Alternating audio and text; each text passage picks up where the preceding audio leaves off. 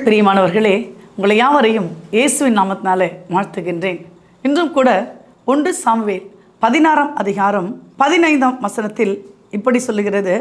அப்பொழுது சவுலின் ஊழியக்காரர் அவனை நோக்கி, இதோ தேவனால் விடப்பட்ட ஒரு பொல்லாத ஆவி உம்மை கலங்க பண்ணுகிறதே, சுரமண்டலம் வாசிக்கிறதில் தேறின ஒருவனை தேடும்படிக்கு எங்கள் ஆண்டவனாகி நீர் உமக்கும்பாக நிற்கும் அடியாருக்கு கட்டளையிடும் என்று சொல்லுகிறார்கள். அதாவது சவுல் என்கிற ஒரு ராஜா இருக்கிறார். அந்த ராஜாவுக்குள் கர்த்தருடைய ஆவியானவர் பெரிய காரியங்களை செய்து முடித்திருந்தார். ஒரு நாளிலே கர்த்தருடைய ஆவியானவர் விலகின பிறகு இந்த சவுலுக்குள்ளாக ஒரு பொல்லாத ஆவி ஒன்று அலைக்கழித்து கொண்டு இருக்கிறது. அப்போ அந்த பொல்லாத ஆவி அலைக்கழிக்கும் போது அங்கே சவுளுடைய ஊழியக்காரர் சிலர் சொல்லுகிறார்கள், சுரமண்டலம் வாசிப்பதில் தேறின ஒருவனை அழைத்து வரும்பொழுது, ஒருவேளை அந்த சுரமண்டலம் வாசிக்கிறவன் சுரமண்டலங்களை வாசிக்க இசைக்க ஆரம்பிக்கும் பொழுது உங்களை அலைக்கெடுக்க இந்த பொல்லாத ஆவி உங்களை விட்டு எடுபடும் என்று ஒரு ஆலோசனை சொல்லுகிறார்கள்.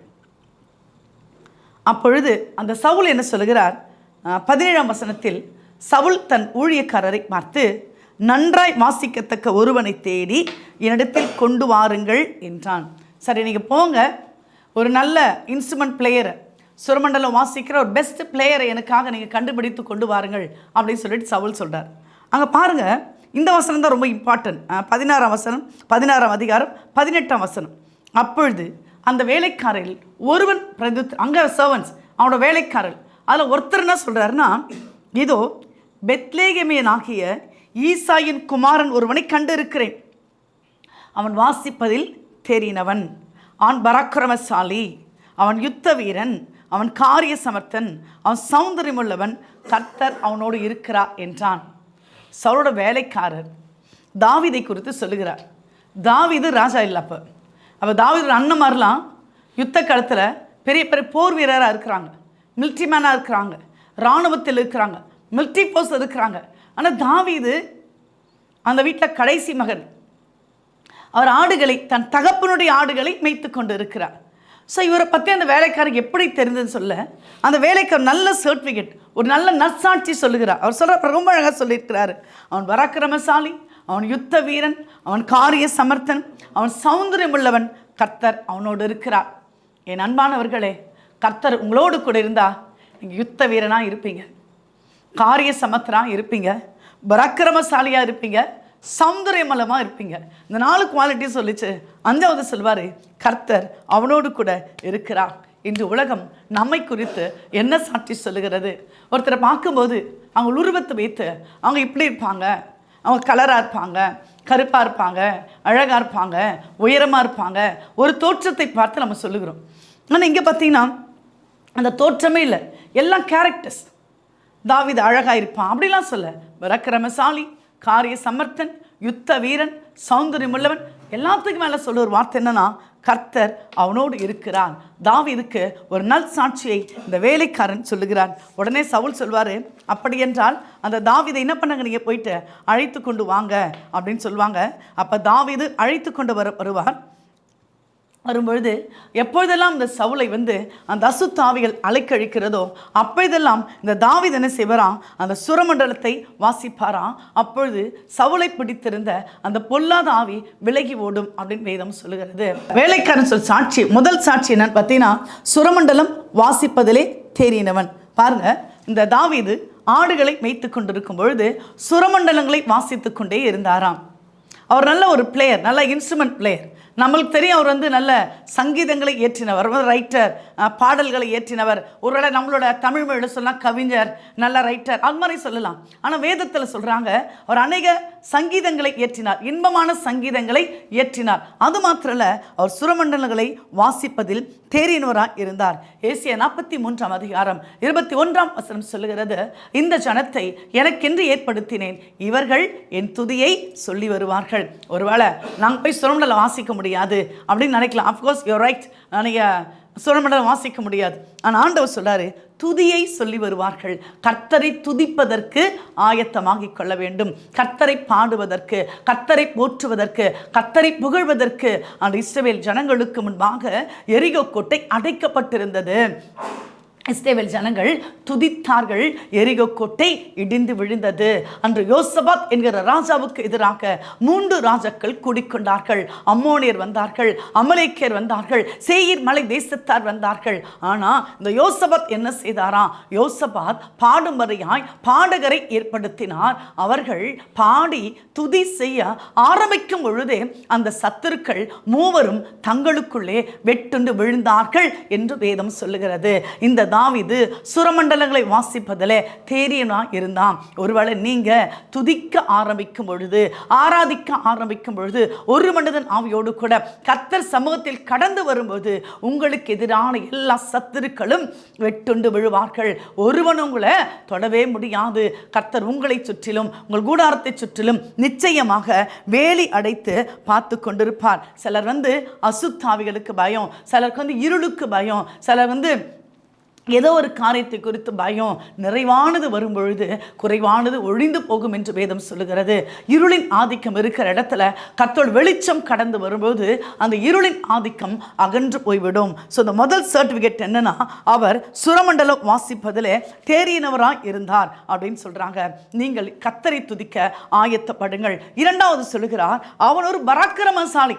இவன் ஒரு சவுலோட சர்வெண்ட். இவருக்கு தாவீதை பற்றி தெரியாது. ஆனால் இன்னும் ஒரு வண்டர்ஃபுல் சர்டிஃபிகேட் கொடுக்குறார் பாருங்க. அவர் ஒரு பராக்கிரமசாலி.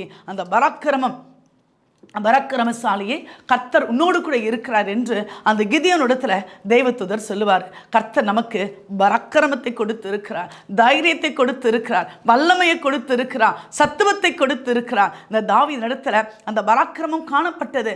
அந்த சர்வன்ட், அந்த வேலைக்காரர் சொல்லுகிறார், அவன் ஒரு பராக்கிரமசாலி. நம்ம கூட ஆவிலே ஆகட்டும், ஆத்மத்தில், சரீரத்தில் கர்த்தர் நல்ல ஒரு பலனை தந்திருக்கிறார். ஒரு சுகத்தை தந்திருக்கிறார், ஒரு ஆரோக்கியத்தை தந்திருக்கிறார். நாம் வேலை செய்வதற்கு, உழைப்பதற்கு ஆற்றலை தந்திருக்கிறார். சிந்திப்பதற்கு நல்ல ஞானவரங்களை தந்திருக்கிறார். நாம் வாழ்வதற்கு நல்ல வாழ்வாதாரங்களை தந்திருக்கிறார். குடும்பத்தை தந்திருக்கிறார், பிள்ளைகளை தந்திருக்கிறார், வருமானங்களை தந்திருக்கிறார். இதெல்லாம் பாருங்க, யாரோட கிருபை? கர்த்தரோட சுத்த கிருபையா இருக்கிறது. நம்ம நல்லா இருக்கணும், நம்ம பராக்கிரமா இருக்கணும், நம்ம சந்தோஷமா இருக்கணும், நம்ம சமாதானமா இருக்கணும். நம்ம கோழையை போல இருக்கக்கூடாது, சோர்ந்து போயிடக்கூடாது, எங்கேயோ சோம்பேறித்தனமாக இருக்கக்கூடாது, எங்கே படுத்துக்கொண்டு நித்திரை செய்து கொண்டு இருக்கக்கூடாது. நம்ம எப்பவுமே விழிப்புள்ளவர்களாய், பராக்கிரமசாலியாய், எந்த பிரச்சனை நமக்கு நேரம் வந்தாலும் அதை ஃபேஸ் பண்ணக்கூடிய அந்த பலனை கர்த்தர் நமக்கு தந்திருக்கிறார். ஒருவேளை உலகத்தில் இருக்கிறோம் ஒவ்வொருவரும் பார்த்தீங்கன்னா வித்தியாசமான பிரச்சனைகள், வித்தியாசமான போராட்டங்கள், வித்தியாசமான வாழ்வாதாரம், வித்தியாசமான லைஃப் ஸ்டைல் ஒவ்வொருக்கும் இருக்கிறது. இல்லை, ஒவ்வொருத்தருக்கு வித்தியாசமான லைஃப் ஸ்டைல் இருக்கிறது. இப்போ நம்மளோட லைஃப் ஸ்டைல், இப்போ நம்மளோட ஸ்டேட் வைஸ் பார்த்தீங்கன்னா கூட இப்போ தமிழ்நாடு, கேரளா, ஆந்திரா, அந்த பக்கம் north India, south India, food habits வேறு, ட்ரெஸ்ஸிங் ஹேபிட்ஸ் வேறு, நம்மளோட மொழிகள் வேறு, நம்மளோட எல்லாமே வேறு வேறு வேறு வேறு இருக்குதுங்க. ஆனால் ஆண்டவர் பார்த்தீங்கன்னா ஒரு நல்ல கிருபையை தந்திருக்கிறார். நாம் நிற்பதும் நிர்மூலமாகாது இருப்பதும் கர்த்தரோட சுத்த கிருபையாக இருக்கிறது. அவர் நம்மை பராக்கிரமசாலியாக வைத்திருக்கிறார். எல்லாருக்குமே மொழி வேறுபடலாம், நம்மளோட ஃபுட் ஹேபிட்ஸ் வேறுபடலாம், ஆனால் எண்ணங்கள் ஒண்ணுதான், உணர்வுகள் ஒண்ணுதான், அன்பு ஒண்ணுதான், சந்தோஷம் ஒண்ணுதான், சமாதானம் ஒண்ணுதான், கண்ணீர் ஒண்ணுதான், துக்கம் ஒண்ணுதான். Same feeling, each and everyone having their own same feeling. அந்த ஃபீலிங் தான் இருக்கிறது. ஆனால் கர்த்தர் அதற்கு நடுவில் நமக்கு ஒரு பராக்கத்தை கொடுத்திருக்கிறார். இவர் சொல்றாரு, அந்த தாவீது பராக்கிரமசாலிங்க, அவன் எது வந்தாலும் என்ன பண்ணுவான், ஃபேஸ் பண்ணுவான். மூன்றாவது ஒரு சொல்றாரு, அவன் ஒரு யுத்த வீரன். நீ நல்லா யோசிச்சு பாருங்களேன், தாவீது எந்த யுத்த காலத்துக்கு போனாரு? அவர் யுத்த காலத்துக்கே போகல. யுத்த காலம் என்னாவே தெரியாது. ஆக்சுவலாக கோலியாத் அந்த யுத்தத்தில் கூட அந்த சகோதரர் நன்றாக இருக்கிறார் விசாரிப்பதற்கு அவர் என்ன பண்ண, சில அப்பங்களை எடுத்துக்கொண்டு அவர் போகிறார், பால் கட்டிலாம் கொண்டு போய் அவங்க கொடுத்து பார்க்கணும்னு போகிறார். ஸோ தாவீதுக்கு யுத்த கடமே தெரியாது, யுத்தமே தெரியாது. ஆனால் இந்த வேலைக்காரர் என்ன சொல்கிறாரு, தாவீது ஒரு யுத்த வீரன் அப்படின்னு சொல்கிறாரு. நீங்கள் கூட நீங்கள் ஒரு யுத்த வீரன் தான். இந்த உலகம் ஒரு யுத்த களம். நான் வாழ்ந்து கொண்டு இருக்கிற இந்த நாட்களில் நம்ம ஒரு யுத்த களத்தில் நின்று கொண்டு இருக்கிறோம். எபேசியர் 6ஆம் அதிகாரத்தில் சொல்றாங்க, மாம்சத்தோடும் இரத்தத்தோடும் அல்ல, துரைத்தனங்களோடும் அதிகாரங்களோடும் இப்பிரபஞ்சத்தின் அந்தகார லோகாதிபதிகளோடும் வான மண்டலத்தில் உள்ள பொல்லாத ஆவிகளின் சேனைகளோடும் நமக்கு போராட்டம் உண்டு. ஆகையால் தீங்கு நாளிலே அவைகளை எதிர்க்கவும் சகலத்தையும் செய்து முடித்த நிற்கவும் நீங்கள் திராணிகளாகும்படிக்கு தேவனுடைய சர்வாயுத வர்க்கத்தை தரித்துக் கொள்ளுங்கள். சத்தியம் என்னும் கச்சை உங்கள் அறையிலே கட்டினவர்களாயும் நீதி என்னும் மார்க்கவசத்தை தரித்தவர்கள் சமாதானத்தின் சுவிசேஷத்துக்குரிய ஆயத்தம் என்னும் பாதரட்சையை கால்களிலே தொடுத்தவர்களாயும் பொல்லாங்கு நெய்கிற அக்கினி அஸ்திரங்களை அவித்து போடத்தக்கதா எல்லாவற்றுக்கும் மேலாக விசுவாசம் என்னும் கேடகத்தை பிடித்துக்கொண்டு நில்லுங்கள் என்று எபேசியர்ல வாசிக்கிறோம். இவர் யுத்த வீரன். நாம் வாழ்ந்து கொண்ட நாட்கள் யுத்த களத்தில் இருக்கிறோம். எங்க பார்த்தாலும் பார்த்தீங்கன்னா தீமைகள், நன்மையா தீமையா அப்படின்னு பார்த்தீங்கன்னா நிறைய தீமையான காரியம். ஃபார் எக்ஸாம்பிள், வாட்ஸ்அப் எடுக்கிறோம். சிலர் வாதிடுவாங்க வாட்ஸ்அப்பில் ரொம்ப நல்ல விஷயம் இருக்குது, சிலர் வாதிடுவாங்க ரொம்ப தீமையான விஷயம் இருக்குது. அது ரெண்டுத்தையும் நீங்கள் கம்பேர் கன்க்ளூஷன் வரணும்னா அதில் தீமைகள் தான் அதிகமாக இருக்கிறது அப்படின்னு சொல்கிறாங்க. அப்போ இந்த உலகத்தில் நன்மை இருக்கிறது, அதுக்கு மேலே எது இருக்குதா? தீமையும் இருக்கிறதா. ஸோ நம்ம ஒவ்வொரு நாளும் ஒரு ஸ்ட்ரகிளிங் இருக்கும், ஒரு போராட்டம் இருக்கும். இது செய்யலாமா, இது செய்ய வேணாமா, இது செஞ்சமே, இது சரியா, இது தவறா, நிறைய என்ன நமக்கு ஒரு ஸ்ட்ரகிளிங், கன்ஃபியூஷன்ஸ் ஒவ்வொரு நாளும் நமக்கு வித்தியாசமாக இருக்கிறது. ஆனால் ஆண்டவர் சொல்கிறாரு, இந்த யுத்த களத்தில் நான் உன்னோடு கூட இருப்பேன், நீங்கள் விசுவாசம் என்னும் கேடகத்தை பிடித்து கொண்டவர்களாக நில்லுங்கள். இந்த தாவீது யுத்த களத்திற்கு போவதற்கு முன்பாகவே அந்த மனிதன் சொல்கிறான், அவன் ஒரு யுத்த வீரனாக இருக்கிறான். ஒருவேளை தாவீதும் சவுலும் ஒரு கான்வர்சேஷனில் பேசுவாங்க. அவள் சவுல் கேட்பாரு, இந்த கோலியாத்தை எதிர்க்கட உனக்கு பலன் இருக்கிறதா, உனக்கு எப்படி தெரியும், நீ எப்படி ஃபைட் அந்த பேட்டில் ஃபீல்டுக்கு போக முடியுமா அப்படின்னு கேட்பார். அப்போ இந்த தாவீது சொல்வார், ஆமாம், நான் ஆடுகளை மேய்த்து கொண்டிருந்தேன், என் தகப்பனுடைய ஆடுகளை நான் மேய்த்துக் கொண்டிருந்தேன். ஒரு முறை சிங்கம் வந்தது, ஒரு முறை கரடி வந்தது. அந்த சிங்கத்தையும் அந்த கரடியும் நான் பிடித்து அந்த பற்களை கிழித்து அதென்ன பண்ண, நான் கொன்று போட்டேன். நம்மள பாம்பு வந்தாலும் என்ன பண்ணுவோம், 10 அடி ஓடுவோம். ஆனால் இங்கே சிங்கம் வருதான் சொல்லுவாங்க, புலி வருது புலி வருதுன்னு சொல்லுவாங்க. பார்த்தீங்களா, நம்ம டிவிலெலாம் பார்க்கல, இந்த ஃபாரஸ்ட் ஏரியாலாம் புலி வந்தது, அது ரோட்டில் வந்தது அப்படிலாம் சொல்லுவாங்க. இவர் அசால்ட்டாக சொல்வார், ஒரு முறை சிங்கம் வந்தது, ஒரு முறை கரடி வந்தது, அதை பிடித்து அதை பற்களைத்து கைகளினால் கிழித்து போட்டேன். அல்லேலூயா.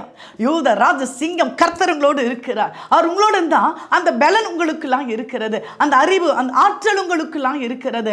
அதெல்லாம் சொல்கிறாங்க, ஒரு யுத்த வீரன் யுத்த களத்துக்கு போகாமலே காட்டோட பெரிய அந்த அனிமல், அந்த மிருகமான அந்த சிங்கத்தை என்ன பண்ணுறாரா, அவர் கிழித்து போட்டேன் அப்படின்னு சொல்கிறாரு.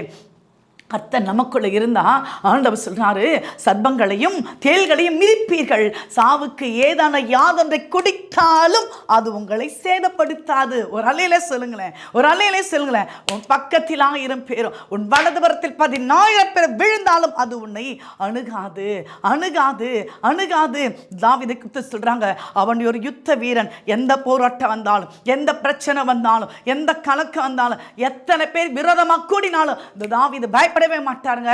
ஏன்னா அவர் ஒரு யுத்த வீரன். இன்று உங்களை அலைக்கழித்து கொண்டு இருக்கிற போராட்டங்கள் என்ன, என்னால் இதை செய்ய முடியாது, என்னால் இதை தாங்க முடியாது, இதுக்கு மேல தாங்கவே முடியாது, இதுக்கு மேல பிரச்சனை உயிரோடு இருக்க மாட்டேன் அப்படின்னு நீங்க நினைச்சீங்கன்னா நீங்கள் தாங்க யுத்த வீரர். உங்களால இந்த பேட்டில் ஃபீல்டில் ஃபைட் பண்ண முடியும். அதனால God allowed something in your life. உங்க வாழ்க்கையில் ஒரு போராட்டம் வருதா, ஒரு பிரச்சனை வருதா, நீங்க சொல்றீங்களா கர்த்தரையே அனுமதிச்சார். கர்த்தர் உங்களை உருவாக்குகிறார், உங்களை பலப்படுத்துகிறார், உங்களை ஸ்ட்ரென்தன் பண்ணுகிறார். ஒவ்வொரு பிரச்சனை வரும்போதும் நம்ம ஒரு முடிவுகளை தேடுறோம், ஒரு தீர்வை தேடுறோம், ஒரு சால்வன்சியை தேடுறோம். பிரச்சனை வரலன்னா as it is, as usual, accept what it is அப்படி நம்ம இருந்து கொண்டே இருப்போம். ஆனால் ஒரு பிரச்சனை வரும்போது இதுக்கு முடிவு என்ன, இதை எப்படி சால்வ் பண்ணலாம், இதை எப்படி ஓவர் கம் பண்ணலாம், இதை எப்படி வெற்றி பண்ணலாம் அப்படின்னு யோசிக்கிறல, பைபிள் சொல்லுகிறது, சோதனையோடு கூட தப்பித்துக்கொள்கிற போக்கையும் கர்த்தர் தருகிறார். அப்போ பயிற்றுவிக்கிறார். இந்த யுத்த களத்தில் பேட்டில் ஃபீல்டில் நீங்கள் ஆவிக்குரிய ஆயுதங்களோடு நிற்கும்படியா கர்த்தர் உங்களுக்கு ஒரு ப்ராக்டிஸ் கொடுக்குறாருங்க. இது வந்து ஒரு பேட்டில் ஃபீல்ட், இது வந்து ப்ராக்டிஸ் டைம். கர்த்தர் உங்களை உருவாக்குகிற எப்படி தாவீதை போல ஒரு யுத்த வீரனா எது வந்தாலும், என்ன வந்தாலும், எப்படி வந்தாலும், நான் ஃபேஸ் பண்ணுவேன் with help of my holy spirit. என்னோட கர்த்தருடைய ஆவியினால, என் கர்த்தருடைய நாமத்தினால, என் கர்த்தருடைய வசனத்தினால, கர்த்தர் எனக்கு தந்த பரிசுத்த அபிஷேகத்தினால எந்த ஒரு பிரச்சனையும் நான் மேற்கொள்ளுவேன். அதுதான் சொல்றாங்க, அவர் ஒரு யுத்த வீரன். 4வது வேலைக்காரர் சொல்றாரு, அவர் ஒரு காரிய சமர்த்தர். தாவீது எல்லாத்தையும் என்ன பண்ணுவாராம், காரிய சமர்த்தராம். ரொம்ப யோசித்து நிதானித்து, சில பார்த்தீங்கன்னா அவசரப்பட்டு பேசிடுவாங்க, அவசரப்பட்டு முடிவு எடுப்பாங்க. அப்புறம் யோசிப்பாங்க, ஐயோ இந்த பிரச்சனையை நாம் ஏன் இது மாதிரி பேசணும், நாம் ஏன் இது மாதிரி சொல்லணும், நம்ம எடுத்த முடிவு தவறோ அப்படின்னு அதை முடித்து கேட்பாங்க. ஆனால் தாவீது பார்த்தீங்கன்னா அவர் என்னவா, ஒரு காரிய சமர்த்தனா இருந்தாராம். ஏன்னா இந்த தாவீதோட வாழ்க்கையில் கர்த்தரை தேடுகிற ஒரு பழக்கம் இருந்தது. வேதம் சொல்லுகிறது, முதலாவது தேவனுடைய ராஜ்யத்தையும் அவருடைய நீதியையும் தேடுங்கள், அப்போது இவைகள் எல்லாம் கூட கொடுக்கப்படும். நீ யோசிக்கிறீங்களா, இவைகள் எல்லாம் கூட கொடுக்கப்படுனா ஒரு வெள்ளியும் ஒரு பொண்ணும் ஒரு வீடும் ஒரு வாசலும் இதுதான் கூட கொடுக்கப்படுமா? காரிய சமர்த்தி யுத்தம், நம்மளுடைய எண்ணங்கள், நம்முடைய சிந்தனைகள், நம்முடைய சந்தோஷம், நம்முடைய சமாதானம், நம்முடைய கிருபை, இதெல்லாமே கூட கொடுக்கப்படுகிற ஆசீர்வாதங்கள். அப்போ தாவீது வாழ்க்கையில் அவர் என்ன பண்ணாராம் சொல்வார், அவர் சங்கீதத்தில், அதிகாலமே உம்மை தேடுகிறேன், வறண்டதும் விடாய்த்ததுமான இடத்தை என்ன பண்ணுறேன், அதிகாலமே தேடுகிறேன். இன்னொருத்த சொல்வார், மானானது நீரோடைகளை வாஞ்சித்து கதறுது போல தேவனே என் ஆத்துமா உம்மை நோக்கி வாஞ்சித்து கதறுகிறது. அந்த வாஞ்சை இருந்தது, அந்த ஏக்கம் இருந்தது, அந்த விருப்பம் இருந்தது. அவர் தேவனோடு அப்படியே கூட உறவாடிக்கொண்டு இருந்ததுனால தான் அவர் செய்கிற எல்லா காரியத்திலும் கர்த்தர் அவனோடு கூட இருந்தார். பின்னாளிலே தாவீது ஒரு ராஜாவாய் மாறுவார், சவுலுக்கு அஞ்சி ஓடுவார். ஆனால் ஒவ்வொரு டைம் ஆண்டவர் பார்த்தீங்கன்னா அவருக்கு அந்த காரிய சித்தியை, காரிய சமர்த்தத்தை தந்து கொண்டே இருப்பார். அதுதான் அந்த வேலைக்காரன். அதை பார்க்காமே சொல்றாரு, அவன் ஒரு காரிய சமர்த்தன். அடுத்த வேலைக்காரர் சொல்வாரு, அவன் ஒரு சௌந்தரியமுள்ளவன், ஒரு பியூட்டிஃபுல், ரொம்ப அழகு, ரொம்ப அழகானவன். தாவீது எப்படியா, ரொம்ப சௌந்தரியமுள்ளவன், ஃபர்ஸ்ட் கிளாஸ், தி பெஸ்ட் சொல்லுவாங்கள்ல, அது மாதிரி ரொம்ப ஒரு நல்ல அழகான ஒரு மனிதர், சௌந்தரியமுள்ளவன் அப்படின்னு சொல்கிறாங்க. மனுஷங்க சொல்லுவாங்க அவங்க அழகாக இருப்பாங்க. எதை பார்த்து சொல்கிறாங்க, வெளி தோற்றத்தை கண்டு சொல்கிறாங்க. ஆனால் இவர் பாருங்க, அவர் உள்ளானது கேரக்டரை வச்சு சொல்கிறாரு, அவர் காரிய சமர்த்தர் உள்ளவர், அவர் சௌந்தரியம் உள்ளவர். அந்த சூலமித்தியா சொல்லுவாங்க, என் நேசர் வெண்மையும் சிவப்புமானவர், அவர் 10,000 பேர்களில் சிறந்தவர்.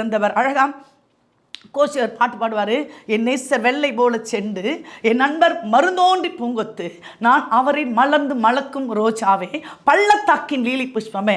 என்ன ஒரு கவிதனையம் பாருங்க, ஆண்டவரை இன்னும் அழகா இன்னும் பியூட்டிஃபுல்லாக பாடுறாங்க. அந்த மாதிரி இங்கே அவர் சௌந்தரியம் உள்ளவராக இருந்தாலாம். உலக பிரகாரம் அழகை கொடு கர்த்தர் தான், அஃப்கோர்ஸ் அது நல்லது. ஆனால் ஆவிக்குரிய அழகை கர்த்தர் கொடுக்கிறாராம். வெளி தோற்றத்தில் அல்ல, உள்ளான மனிதனுக்குள்ள ஒரு அழகை பூரணமாய் தருகிற தேவன் நம்மோடு கூட இருக்கிறார். அந்த வேலைக்காரோட கண்களுக்கு தாவீது எப்படி தெரிந்தார்னா, ரொம்ப அழகுள்ளவராம், ரொம்ப சௌந்தரியம் உள்ளவராம். அந்த அழகுக்கு காரணம் என்னன்னா, தாவீதுக்குள் ஒரு அபிஷேக எண்ணெய் அளவில்லாமல் இருந்தது. இதை தான் தாவீது 23ஆம் சங்கீதத்தில் சொல்வாரு, என் பாத்திரம் நிரம்பி வழிகிறது, மை கப் ரன்த் ஓவர், என்னுடைய பாத்திரம் நிரம்பி வழிகிறது, என் ஜீவனுள்ள நாளெல்லாம் நன்மையும் கிருபையும் என்னை தொடரும். அப்போ அது பாத்திரம் நிரம்பி வழிகிறதுன்னு சொல்கிறாங்களே, அது அபிஷேக எண்ணெயினால் நிரம்பி வழிந்து கொண்டே இருக்கிறது. அந்த சௌந்தரம் எப்படி வரும், அந்த அழகு எப்படி வரும், மோசே உனக்கு எப்படி பிரகாசித்தது, அது எப்படி வந்தது, கர்த்தர் தன் பிரசன்னத்தை மோசேக்கு வைத்திருந்தார். அப்படிதான் இந்த தாவீதுக்குள்ள கர்த்தர் ஒரு அபிஷேக எண்ணெயை வைத்திருந்தார். அந்த அபிஷேக எண்ணெய் நிமித்தமாக தான் அவன் சௌந்தரியமுள்ள தோற்றமாய் காணப்பட்டான். இதுக்கெல்லாம் ஒரு பெரிய ஹைலைட் என்ன தெரியுங்களா, அவர் சொல்வாரு, கர்த்தர் அவனோடு கூட இருக்கிறார். ஒருவேளை அந்த வேலைக்காரனுக்கு கர்த்தர் பற்றி தெரியுமா தெரியாதான் தெரியாது. இவன் ராஜா கிட்ட வேலை செய்யலாம், தாவீது ஒரு சாதாரண ஆடு மேய்க்கிற. யோசிப்பார், ஒரு ஒரு நல்ல ஒரு வேஸ்ட் டிஃப்ரென்ஸ் இருக்குது. ஒரு ராஜா, இவர் ஆடு மேய்க்கிறார், நடுவில் இந்த சர்வன்ட் இருக்கிறார். ஆனால் அவர் சொல்கிறாரு, கர்த்தர் அவனோடு கூட இருக்கிறார். பாருங்க, இன்னும் ஒரு நற்சாட்சி சொல்றாரு, கர்த்தர் உன்னோடு இருக்கிறார். வேதம் சொல்லுகிறது, யோசுவா 1ஆம் அதிகாரம் 5ஆம் வசனத்தில், நான் உன்னை விட்டு விலகவில்லை, நான் உன்னை கைவிடவில்லை, நீ போகும் இடமெல்லாம் நான் உன்னோடு கூட வருகிறேன் அப்படின்னு வேதம் சொல்லுகிறது. இன்றைக்கு யாரோ கைவிட்டுட்டாங்க, யாரோ ஏமாத்திட்டாங்க, யாரோ வஞ்சித்தாங்க, என் சொத்துக்களை ஏமாத்தினாங்க, என் வாழ்க்கையை ஏமாத்தினாங்க, என் குடும்பத்தை ஏமாத்தினாங்க, எனக்கு வர வேண்டிய ஆசீர்வாதங்களை ஏமாத்தினாங்க, என் வாழ்வை தட்டி பறித்து போனாங்க அப்படின்னு சொல்லிட்டு நீங்க ஏக்கத்தோடு இருந்தா, புலம்போலோடு இருந்தா, இதிலிருந்து வெளியே வர முடியல அப்படின்னு சொன்னா, இன்று ஆண்டவர் உங்களை பார்த்து சொல்கிறார், நான் உன்னை விட்டு விலகவில்லை. யார் விலகினாலும், யார் பிரிந்தாலும், யார் பிரிந்து போனாலும் நான் உன்னை விட்டு விலகவில்லை, நான் உன்னை கைவிடவில்லை. நீ போகும் இடமெல்லாம் நானும் உன்னோடு கூட வருகிறேன். ஒருவேளை நீங்க கண்ணீரின் பள்ளத்தாக்கை உருவ நடந்து போறீங்களா, கர்த்தர் உங்களோடு கூட வருகிறார். வேதனை மத்தியில கடந்து போகிறீங்களா, கர்த்தர் உங்களோடு கூட வருகிறார். துக்கத்தின் மத்தியில கடந்து போறீங்களா, கர்த்தர் உங்களோடு கூட வருகிறார். இல்லாமை, இயலாமை, என்னால முடியாது அப்படின்னு ஏதோ ஒரு விரக்தியில கடந்து போகிறீர்களா, கர்த்தர் உங்களோடு இருக்கிறார். அதான் பைபிள் சொல்லுது, நீ போகும் இடமல்ல, wherever you go I will be with you, I will be with you. நான் உன்னோடு இருக்கிறேன். கண்ணீரா, கவலையா, எதுவா இருக்கட்டுமே, நான் உன் கூட இருக்கிறேனே, நான் உன்னோடு இருக்கிறேனே. அழகா சொல்றாங்க பாத்தீங்களா, நீ போகும் இடம் எல்லாம் நான் உன்னோடு கூட வருகிறேன். பலம் கொண்டு திடமனதான் இரு, திகையாதே, கலங்காதே, நீ திகையாதே. அம்மா, நீங்க கலங்க தேவையில்லை, ஐயா நீங்க திகைக்க தேவையில்லை. இந்த காரியம் எப்படி ஆகுமோ, இந்த காரியம் எப்படி முடியுமோ, நான் என்ன செய்வேன் என்று அடுத்த வேலைக்காக, அடுத்த டெஸ்டினேஷனுக்காக நீங்க கவலைப்படாதீங்க. ஒவ்வொரு நாளும் கர்த்தரோட கிருபை புதிதாக இருக்கிறது. ஒவ்வொரு காலை புதியது, மாலை புதியது, இரவு புதியது, சாயங்கால வேலை புதியது. Everything is new. கர்த்தர் ஒவ்வொரு நாளையும் அழகா என்ன பண்றாரு, உருவாக்கி தருகிறார். கடந்த நாட்களில் ஒரு சயின்டிஸ்ட் அழகா ஒரு வார்த்தை எழுதியிருந்தார். அதாவது விண்கலங்களை எல்லாம் எங்களால் கண்டுபிடிக்க முடியுது, நிறைய இன்வென்ஷன்ஸ் கண்டுபிடிக்க முடியுது. உலகத்தின் எவ்வளோ பெரிய சயின்டிஸ்டால எவ்வளோ பெரிய வேலைகளை செய்ய முடியுது. ஆனால் அதே சயின்டிஸ்டால ஒரு புழுவை கூட உருவாக்க முடியாது. என்ன ஒரு உண்மை இல்லை? அதை படிக்கும்போது உண்மையா ஆண்டவரை, ஆம் ஆண்டவரை, ஒரு சின்ன புழு கூட பார்த்தீங்களா, ஒரு சாதாரண பொருள் நம்ம யூஸ் பண்ணாத வைக்கிறோம், அதில் தானா புழுக்கள் வருகிறது. ஒரு கால்வாய் பக்கத்தில் தானா புழுக்கள் வருகிறது. ஆனா ஒரு மனுஷன் ஒரு புழுவை கூட என்ன பண்ண முடியாதாங்க, உருவாக்க முடியாதாங்க, உருவாக்கவே முடியாது. ஆனா ஆண்டவர் சொல்றாரு, உன் எந்த சூழலில், உன் கலக்கமான நேரங்களில், தனிமையான நேரங்களில், இழப்புகளின் நேரங்களில், நீ போகும் இடமெல்லாம் நானும் உன்னோடு கூட வருகிறேன், நானும் உன்னோடு கூட வருகிறேன். நான் உன்னை விலகவே மாட்டேன், உன்னை கைவிடவே மாட்டேன். எத்தனை ஆறுதல்ங்க, எத்தனை தேர்தலங்க. பைபிள் சொல்லுதே, ஒருவனை அவன் தாய் தேற்றது போல நான் உங்களை தேற்றுவேன். அல்லேலூயா, அல்லேலூயா. கர்த்தர் ஆபிரகாம்ல இருந்தாருங்க, ஆபிரகாம் செய்ததெல்லாம் வாய்த்தது. அபிலேம் கூட இருந்தாரு, அவங்க செய்ததெல்லாம் வாய்த்தது. தாவீதோடு கூட இருந்தாரு, அவங்க செய்ததெல்லாம் வாய்த்தது. யோசுவாவோடு கூட இருந்தாரு, அவங்க செய்ததெல்லாம் வாய்த்தது. அவங்க சொல்றாங்க, கர்த்தர் அவனோடு கூட இருக்கிறான். என் அன்பான சகோதரியே, என் அன்பான சகோதரியே, நான் எப்படி தெரியுமா சொல்லுவேன், ஆண்டவரே நீங்கள் என் கூட இருந்தா அதை உலக பார்க்க, ஆண்டவரே நீ என் கூட இருக்கிறீங்களா, என் கூட இருக்கிறீங்களா, என்னோடு கூட வரீங்களா அப்படின்னா, ஆண்டவரே என்னோட ஒவ்வொரு காரியத்தில், ஒவ்வொரு செய்கைகளை நீர் என்னோடு இருப்பதை இந்த உலகம் காண வேண்டும். இன்னைக்கு நீங்கள் சொல்லுங்க, அப்பா நான் உங்களை தான் ஆராதிக்கிறேன், உங்களை தானே ஜெபிக்கிறேன், உங்ககிட்ட தானே வரேன். நீங்கள் என் கூட இருக்கிறத உலகம் பார்க்க முடியாது காரியங்களை செய்யும். வாழ்க்கையில் என் அன்பு தேவன் எத்தனையோ அற்புதங்களை செய்து இருக்கிறார். ஒவ்வொரு அற்புதத்திலும் என் கர்த்தர் என் கூட இருக்கிறார் அப்படின்ற ஒவ்வொரு ஸ்மால் திங்ஸ், ஒரு பெரிய விஷயம் எல்லாவற்றும் அவர் ப்ரூவ் பண்ணி இருக்கிறாங்க. இன்றைக்கு கர்த்தரை உண்மையா தேடினா, உண்மையா நேசித்தா, அவர் உங்களோடு இருப்பதை உலகம் காணும். கர்த்தர் உங்களுக்காக யுத்தம் செய்வார். நீங்கள் சும்மா இருப்பீங்க, சும்மா இருப்பீங்க. நீ அமைதியா இருக்குது கோழைத்தன் அல்ல. நீங்க அமைதியா இருந்தா கர்த்தர் நம்ம கேட்கிறோமா, கொடுக்கலையா, ஐயோ அந்த ஆண்டவர் அமைதியாக்க நினைக்கிறீங்களா?